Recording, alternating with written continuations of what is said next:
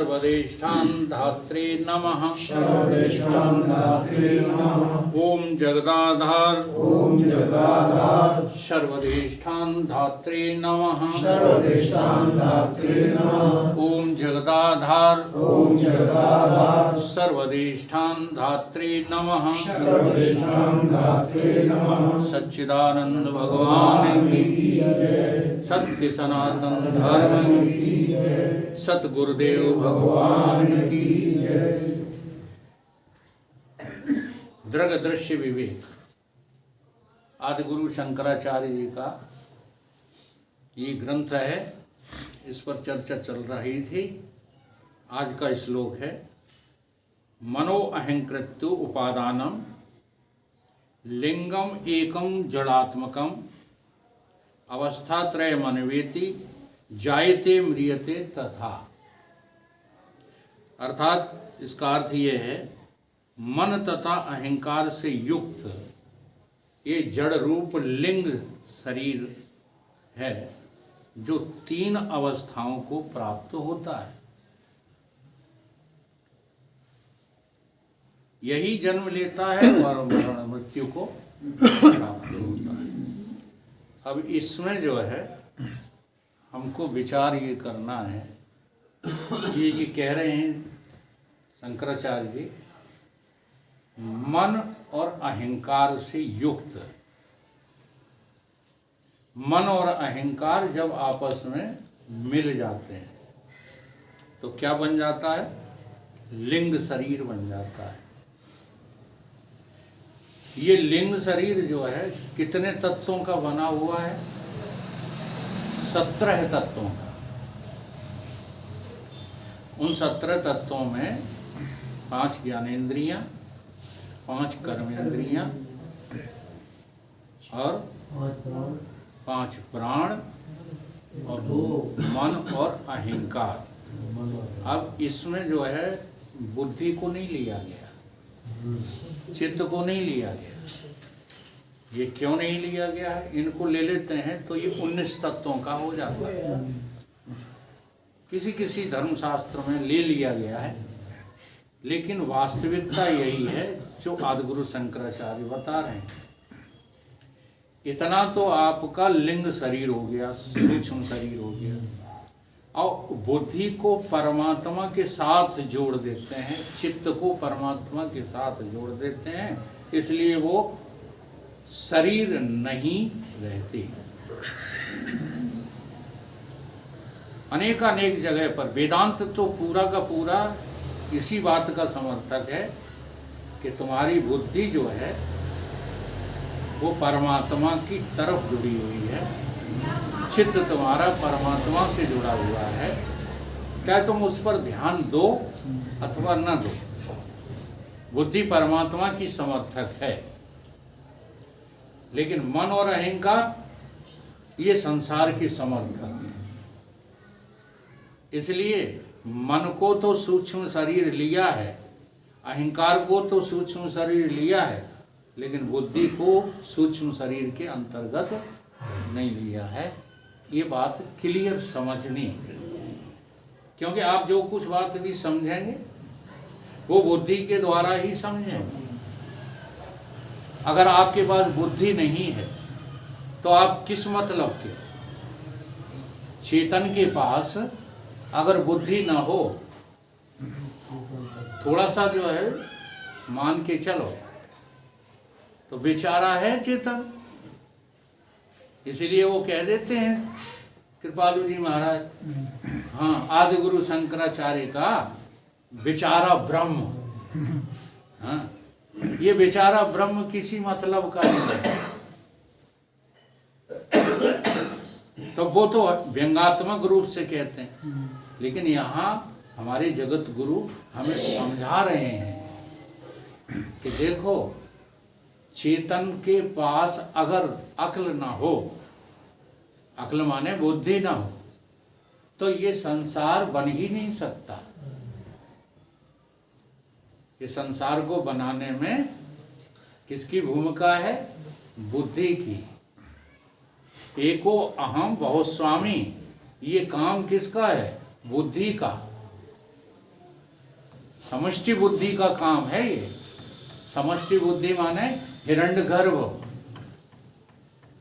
तुम्हारी वाली बुद्धि नहीं। तुम्हारी बुद्धि तो सुबह जैसे ही प्रकट होती है तैसे ही वासनाओं में फंस जाती है। देखो ना किस में लग जाती है। काय का निश्चय, संसार है, संसार है, इसे अस्वीकार करने ही नहीं चाहते। तो ये बुद्धि किसकी है? ज्ञानी की बुद्धि है, गुरु की बुद्धि है। जैसा कल गीता में समझाया था। हाँ, कल मास्टर साहब को बहुत बढ़िया गीता का प्रवचन लगा। तो वो इसलिए बढ़िया लगा कि भगवान कृष्ण बिल्कुल सच्ची बात बोल रहे हैं। हाँ, कल हम जब चले वहाँ से तो रण सिंह जी कहने लगे हमारी समझ में आ गया। हमें कि क्या आ गया है कि एक स्मृति, एक विस्मृति और एक तीसरा स्मृति विस्मृति से अलग। तो मुझे अंदर हंसी आ गई। कहा हमने कुछ नहीं, तुम्हारी समझ में आ गया खाक। इतनी समझ है कि देखो आज गायब हैं।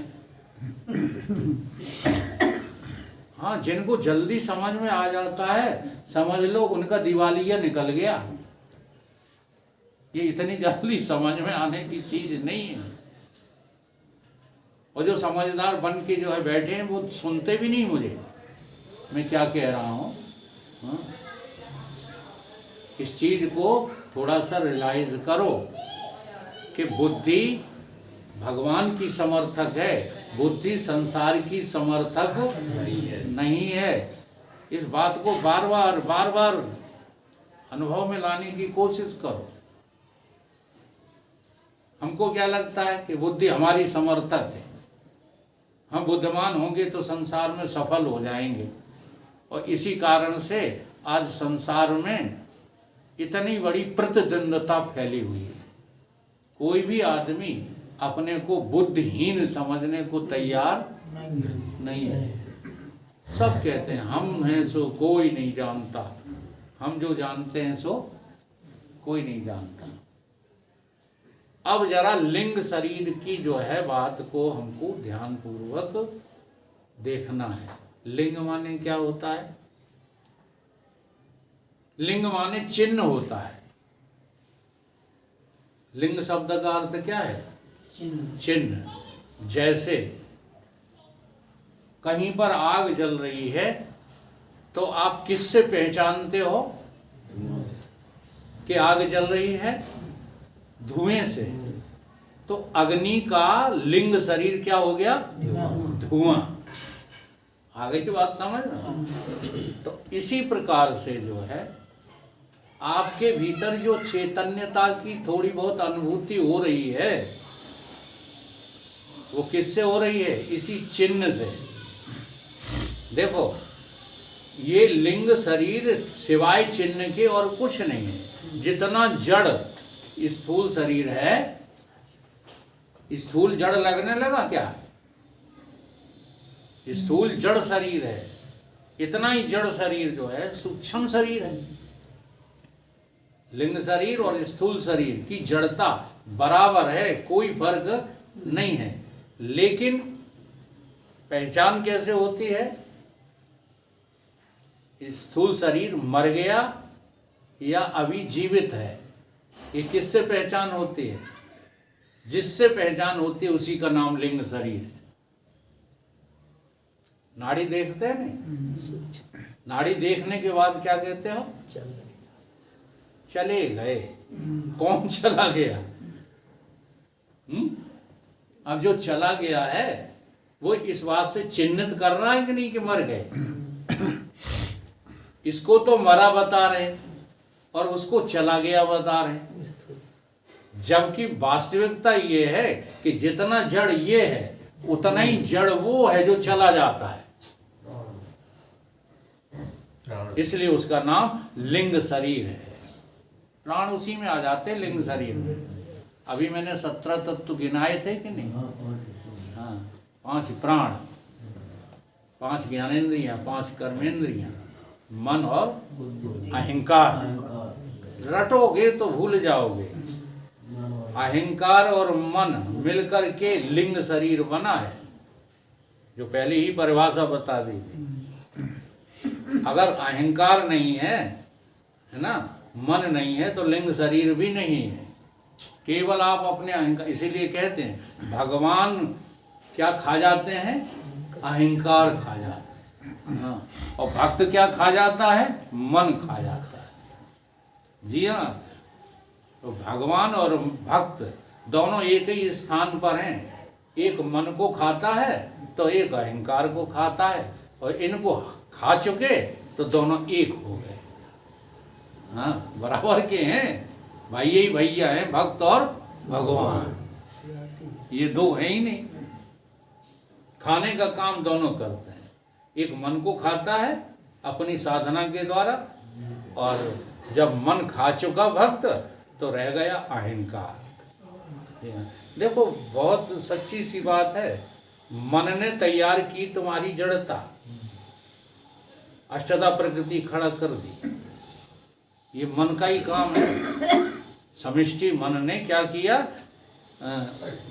अष्टधा प्रकृति खड़ी कर दी। क्या है अष्टधा प्रकृति, क्या क्या है उसमें, 5 भूत हैं। देखो गीता का श्लोक उठ जाए तो ना ना ना ना, उठ ही नहीं रहा हो। मन बुद्धि अहंकार है। अरे तुम्हारी तरफ से थोड़ी हम 5 भूत की चर्चा कर रहे हैं, नहीं उठ रहा, ना उठने दो। 5 भूत समझ लो, 5 भूत और मन, बुद्धि, अहंकार, 8 हो गए। इसको अष्टधा प्रकृति कहते हैं। भूमि रापो उठिया, भूमि रापो हनन वायु खम मनोर्बुद्धि एवं अहंकार इतियम में भिन्ना अष्टधा प्रकृति। ये किसकी बनाई हुई है, ये मन की बनाई हुई है। ठीक है, ये टोटली जड़ है। अब इस जड़ता में जो हवा भरता है वो है अहंकार। वो कौन है, अहंकार। इसलिए भगवान ने समझाया प्रकृति क्रियामाणान गुण कर्म सर्वस्व। अब जड़ क्या काम करेगा, और भगवान कह रहे हैं कि सारे काम कौन करती है, हमारी जड़ प्रकृति करती है।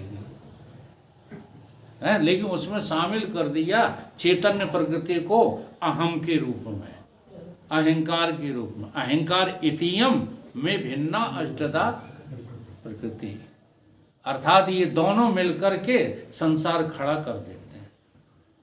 आप यहाँ पर अनुभव करो तो आपको समझ में आ जाएगा। और समष्टि की बात है, रटोगे तो कुछ भी समझ में आने वाला नहीं है। मन और अहंकार, अब इसको जो है और ढंग से समझ लीजिएगा। चिन्ह तो समझ में आ गया ना। अब यहाँ श्लोक में दिया है जायते म्रियते, कि ये लिंग शरीर जन्मता है और मर जाता है। लेकिन अनुभव क्या कहता है कि जन्मता मरता नहीं है, ये तो चला जाता है और आ जाता है। कि जन्मता मरता है, जन्मता मरता तो स्थूल है। जब स्थूल को छोड़कर चला जाता है तो स्थूल मर जाता है, और जब यही स्थूल के भीतर प्रवेश कर जाता है तो स्थूल जन्म जाता है। तो जन्मने मरने का जो धर्म है वो स्थूल का है, लेकिन आरोपित किस में हो रहा है, लिंग शरीर में हो रहा है। चिन्हित कौन कर रहा है, लिंग शरीर कर रहा है। जबकि लिंग शरीर का धर्म जन्मना मरना नहीं है। अब ये जो है कैसे समझ में आए, ये बात मन की और अहंकार की कैसे समझ में आए। तो एक को तुम स्वीकार कर लो इदम, और दूसरे को स्वीकार करो अहम। जब तक ऐसा नहीं करोगे चिंतन, तब तक ये दोनों की जो है अलग अलग कार्रवाइयां समझ में नहीं आएंगी। तो इदम इदम किसको कहते हैं, इदम इदम इदम इदम किस उसको कहते हैं जो यह है। ठीक है, अब जो यह है वो कभी कभी यह भी नहीं है। देख लो, जो जो यह है वो कभी कभी नहीं नहीं भी है कि नहीं है? जैसे यह शरीर है और थोड़े काल के बाद अरे यह शरीर है ही नहीं। ठीक है, तो जो जो इदम है सो है ही नहीं। ये समझने की जो है बात है। तो इदम को तुम जो है बहुत अंतर तक ले जाओ। स्थूल शरीर इदम, सूक्ष्म शरीर इदम, कारण शरीर बीज भी इदम। अब ये सब इदम हैं, अहम तो नहीं है। तो अहम किसको कहोगे? अहम वो है जो सदा है, वो कभी नहीं के रूप में होता ही नहीं है। कोई कह के दिखाए कि हम नहीं हैं। जब कहते हो मर रहे हैं, कहीं कौन मर रहा? कहीं मैं, तो हो कि नहीं हो? भले मर रहे हो। शेख चिल्ली ने कहा हम तो मर गए। हमने स्टेज से सुनाया था ये चुटकुला, हम तो मर गए। तो सेठ जी ने कहा मर गए तो मरे रहो। हाँ, तुम हो तो बोलो। अगर तुम अपनी है को खत्म करके दिखाओ तो चुनौती दी है।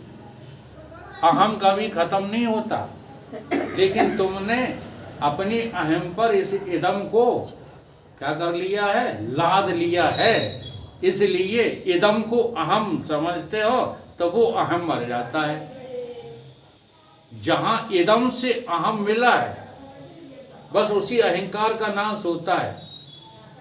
नहीं तो शुद्ध अहंकार का नाम तो शिव है। गोस्वामी जी क्या कह रहे हैं इसको?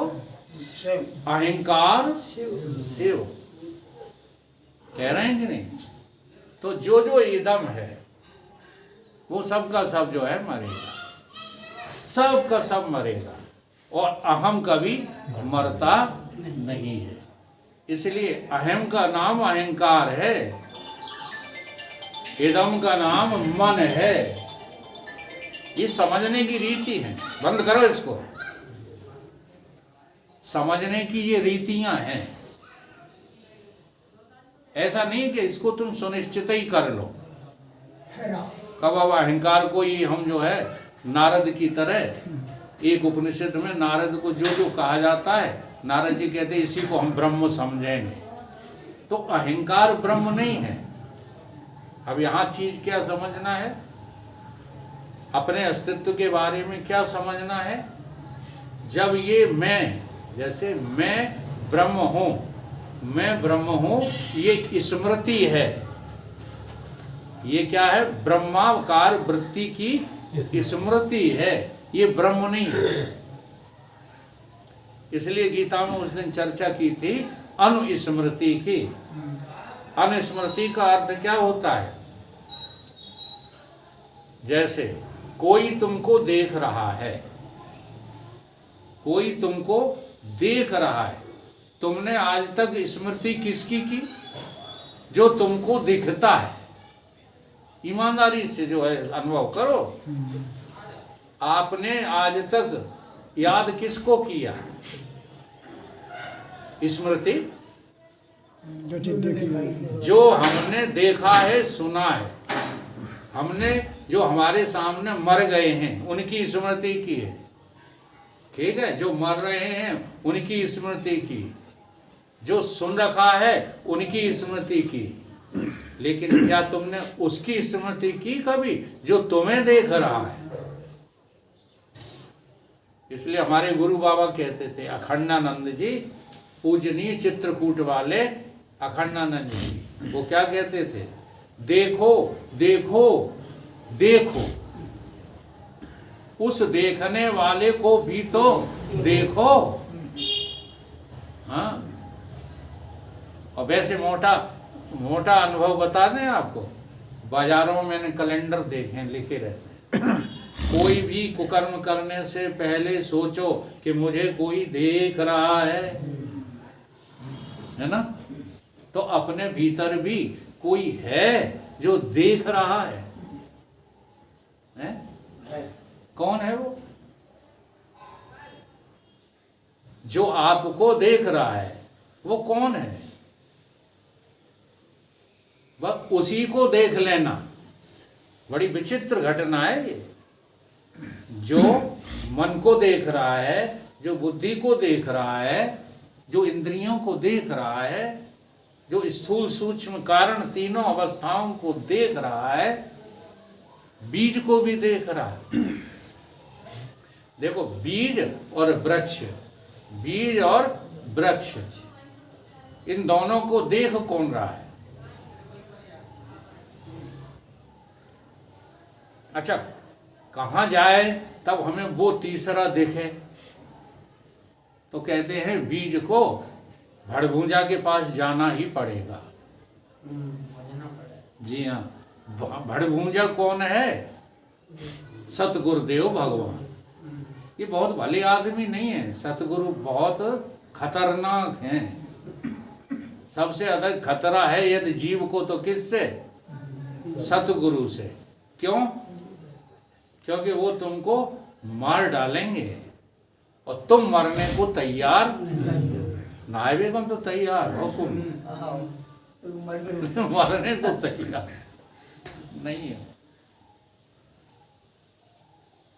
जब से मैंने जाना है कि मरने का नाम ही तो जिंदगी है, तब से डाले कफन कंधे पर मैं उस कातिल को ढूंढता जो मुझे मार डाले। कौन मारेगा?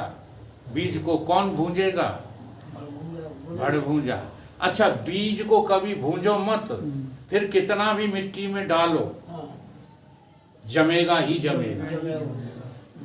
अगर साबुत बीज है तो उससे अंकुर निकल के वृक्ष बनेगा ही बनेगा। इसका वृक्ष बनना कैसे बंद हो? जागृत स्वप्न। अब देखो, जागृत अवस्था और स्वप्न अवस्था वृक्ष है,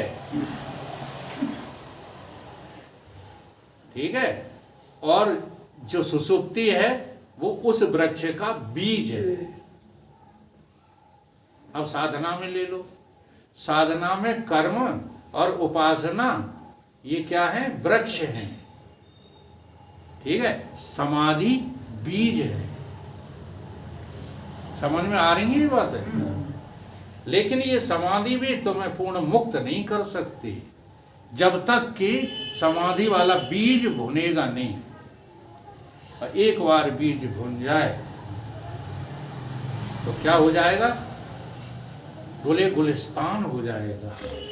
उसी को कहा है, एक शायर ने कहा है, मिटा दे अपनी हस्ती को अगर तू मर्तबा चाहे, कि दाना खाक में मिलकर। खाक मिट्टी का नाम नहीं है, खाक नाम है भड़भूजा की जो रेतीली मिट्टी है, उसका नाम खाक है।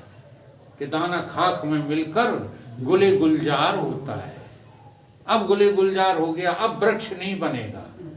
एक बार बीज भुन जाए तो वृक्ष नहीं बनता। और भुने बिना ये जागृत स्वप्न सुषुप्ति चलती ही रहती। जन्म मृत्यु का एक चक्र चलता ही रहता है। इसलिए इस चक्र को यदि रोकना है तो वास्तव में इस लिंग शरीर की तीनों अवस्थाओं का चिंतन करना प्रारंभ करो। देखो, जागृत अवस्था में तुम स्वप्न को भी जानते हो और सुसुप्ति को भी जानते हो। जानते हो कि नहीं? जागृत अवस्था में इसका बहुत गहरा चिंतन है। अब क्या करो, स्वप्न अवस्था में जब तुम हो तो क्या जागृत को जानते हो? नहीं जानते। अब चले गए नींद में तो क्या स्वप्न और मतलब जागृत अवस्था में आप मौजूद होते हुए भी क्या आप स्वप्न और जागृत को जानते हैं? नहीं जानते। बात बड़ा क्लियर है। तो सारी अवस्थाओं को और उस अवस्थी को जानने के लिए कौन सी अवस्था की जरूरत है? स्वप्न की, सुषुप्ति की, समाधि की? बताओ किसकी जरूरत है? जागृत की जरूरत है। इसलिए सारे शास्त्र और वेदांत दर्शन यही कहता है, यदा यदा जीवो प्रबुद्धते, जब ये जीव जाग जाता है,